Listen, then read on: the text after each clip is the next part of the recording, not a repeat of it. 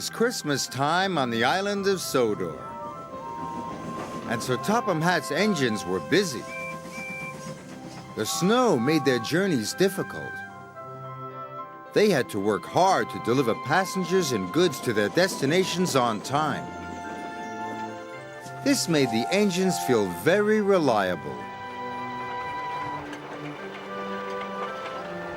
Elizabeth pulled into the fitter's yard with Thomas's snowplow. "I don't need that silly old thing," huffed Thomas. "Stuff and nonsense," steamed Elizabeth. "You can't be a reliable engine if you can't get through the snow." That made Thomas cross. "You know I'm reliable. I just don't like my snowplow."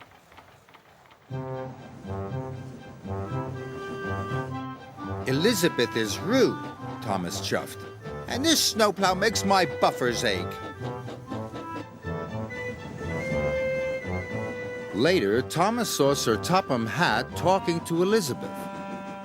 "The Sodor cake factory is snowed in. Their Christmas cakes must get to the docks before the ship sails for the mainland. Let me do the job." "I need you on your line, Thomas. Besides, Elizabeth knows those roads well. She's very reliable." "I'm reliable too," huffed Thomas. "Apparently not reliable enough," Elizabeth chuffed. Now Thomas was crosser still.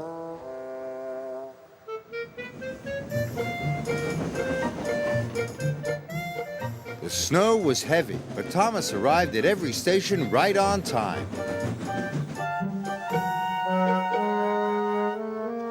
Elizabeth was struggling to stay on the road.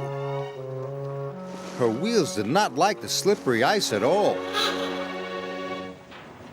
When Thomas arrived at the docks to pick up Terence, he was surprised that Elizabeth had not returned.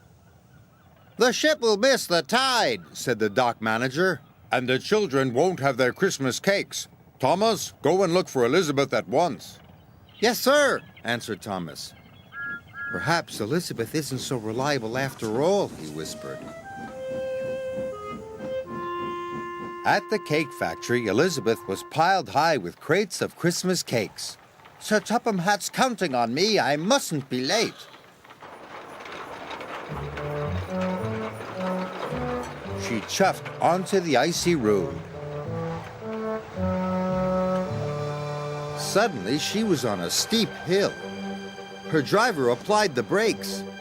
Elizabeth slid out of control into a deep snowdrift. Poor Elizabeth. Thomas and Terence puffed through the swirling snow.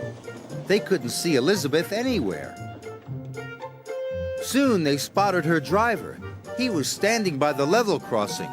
"Elizabeth is stuck under the snow," her driver explained. "I need help to dig her out." Terence rescued her in no time.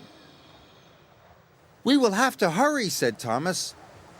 "It wasn't your fault, Elizabeth. It's the slippery roads." Elizabeth felt much better.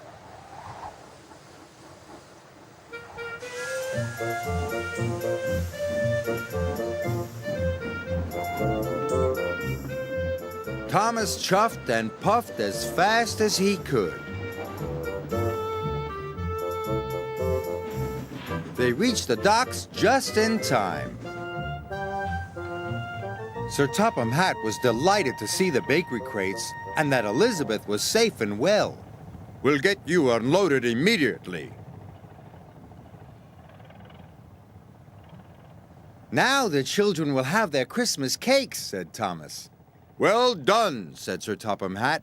"Oh, thank you, Thomas," said Elizabeth. "You and I are both reliable." Thomas agreed.